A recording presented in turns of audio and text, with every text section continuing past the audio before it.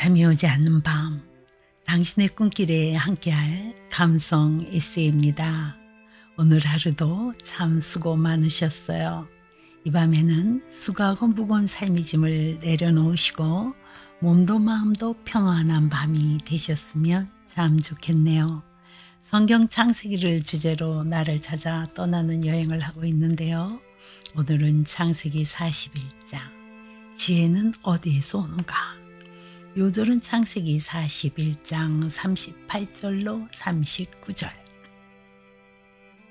바로가 그의 신하들에게 이르되 이와 같이 하나님의 영에 감동된 사람을 우리가 어찌 찾을 수 있으리요 하고 요셉에게 이르되 하나님이 이 모든 것을 내게 보이셨으니 너와 같이 명철하고 지혜 있는 자가 없도다. 창세기 41장, 지혜는 어디에서 오는가? 인간의 지혜는 어디에서 오는가? 급속히 변하는 세계 속에서 인간은 혼란에 빠져 있다. 앞만 보고 달리는 신세대의 구세대는 밀려나고 어깨가 처진 중년들이 일자리를 잃고 거리를 활보하고 어떻게 살아야 제대로 사는 것인지 방향감을 잃어가는 시대이다. 소나비처럼 쏟아져 내리는 새로운 정보 속에 인간의 평형이 깨지고 넘치는 지식들 때문에 오히려 무능감을 절감게 되는 시대이다.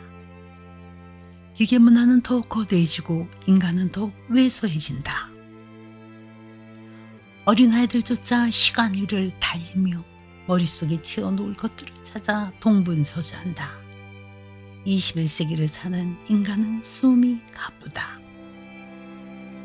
지혜로운 자만이 미래를 살 수 있다고 하나 지혜의 근원이 무엇인지에 대한 통찰에 무지하다. 에덴 동산에서 뱀이 여자를 꿰을 때 여자는 하나님께서 먹지 말라 하신 선악을 알게 하는 나무를 보았다.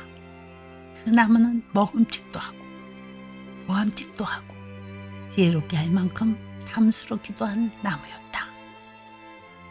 그녀는 그 실과를 따먹고 자기와 함께한 남편에게도 주었다. 그 후 지혜는 하나님을 거역하고 인간 본의의 삶을 사는 것이란 착각을 불러들였다. 인간 스스로 삶을 주장하려는 의지와 인간 위주의 가치 판단으로 인해 지혜는 숨겨졌다. 그러므로 인간은 세상의 온갖 헛된 사설과 지식과학 등이 참 지혜인 양 궁구하고 있다. 그러나 지혜는 하나님과의 바른 관계를 기본으로 삼아야 한다. 모든 만물의 창조자요, 통치자시며 주관자이신 유일한 하나님을 경외함으로 인간은 천지 만물의 존재 근거와 자신의 존재 가치를 알고 인생의 방향을 설정할 수 있는 것이다. 요셉은 지혜의 근본이 무엇인지를 알고 있었다. 술 맡은 관원장이 요셉을 기억하지 못한 채 2년이 흐른 후 어느 날 바로 왕은 꿈을 꾸었다. 아름답고 살찐 7 암소가 하수에서 올라와 갈밭에서 뜯어먹고 그 뒤에 또 흉악하고 파리한 다른 7 암소가 하수에서 올라와 그 소와 함께 섰다가 아름답고 살찐 7소를 먹어버린 꿈과 세악한 7 이삭이 무성하고 충실한 7 이삭을 삼키는 꿈이었다. 개운치 못한 꿈을 겹쳐꾼 바로는 마음에 번민이 생겨 애굽의 술객과 박사를 모두 불러 꿈 해석을 청했으나 그 꿈을 해석하는 사람은 아무도 없었다. 그때 술 맡은 관원장이 옛일을 기억하게 되었다. 그는 자신이 감옥 생활을 할 때 꿈을 해석해 주었던 요셉을 왕에게 구했다.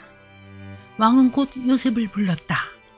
인간의 생각으로는 2년 전에 요셉이 그 자리에 불려나갔어야 한다.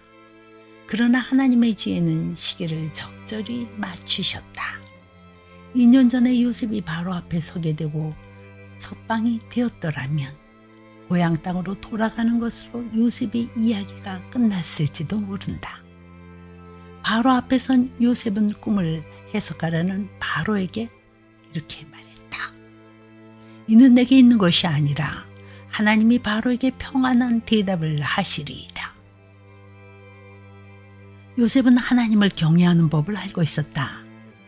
사랑이란 상대에 대해 기쁨으로 느끼는 두려움도 포함한다.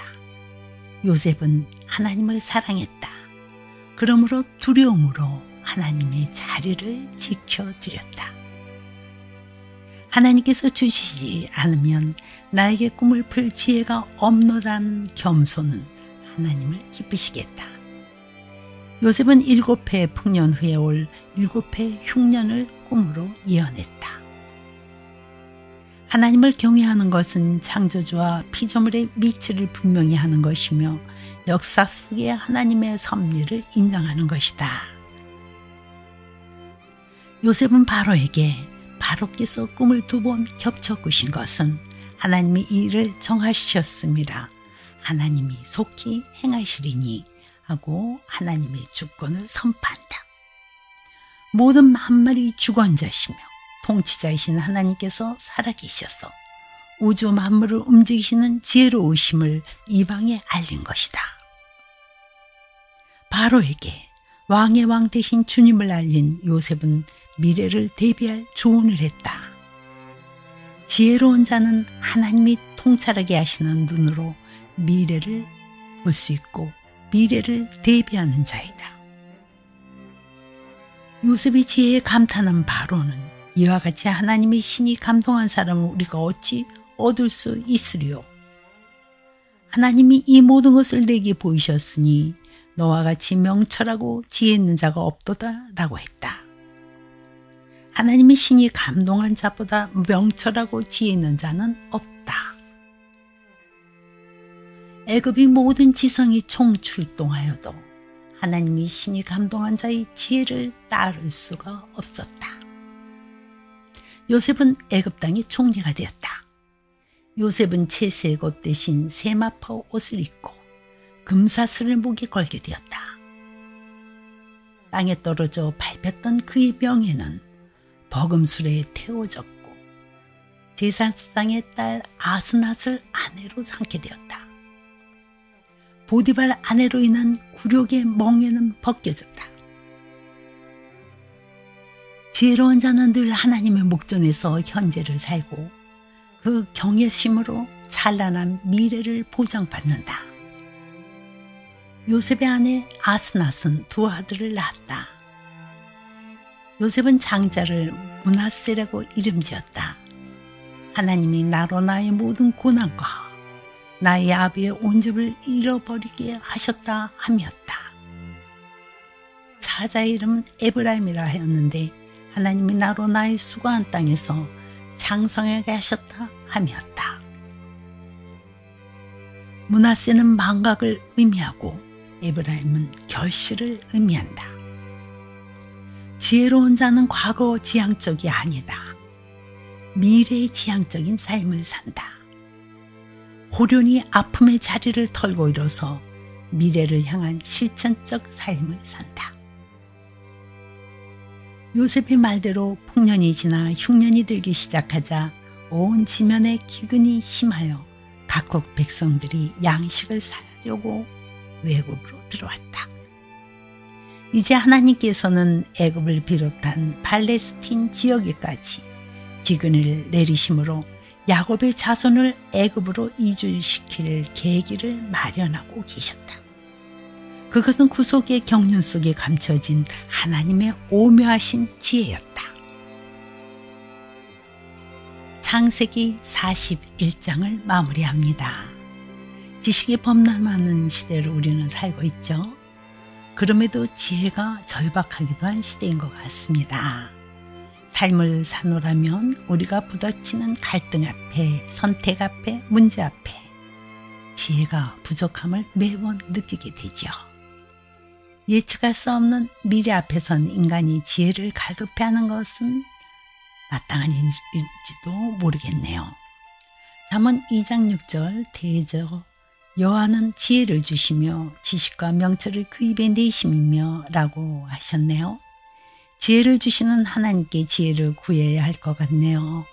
누구든지 지혜가 부족하거든 후히 주시고 꾸짖지 아니하시는 하나님께 구하면 주시겠다는 야고보서 1장 5절 말씀을 붙들고 기도해야 할 것 같네요.